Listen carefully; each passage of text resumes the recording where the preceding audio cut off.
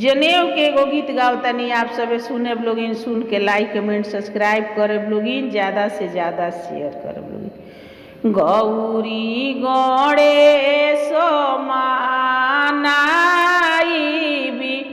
ए पोथिया उचारबी हे। गौरी गणेश मानाइबी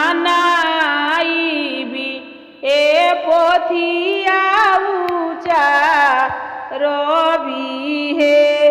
आरे काशी से पंडित बोलाइब जनेउआ जोग ठानबी। आहे काशी से पंडित बोलाइब जनेउआ जोग ठानबी। हरि हरि बासावा काटाइबी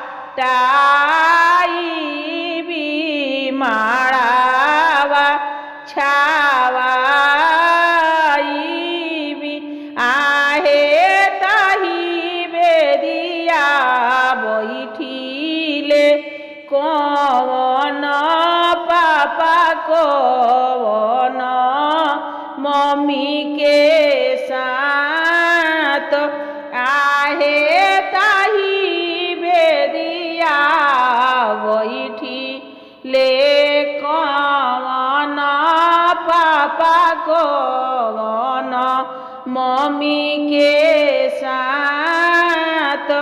आहे गोद पैसी बैठे ले कौन बरुआ बेदिया सोहावन लागे।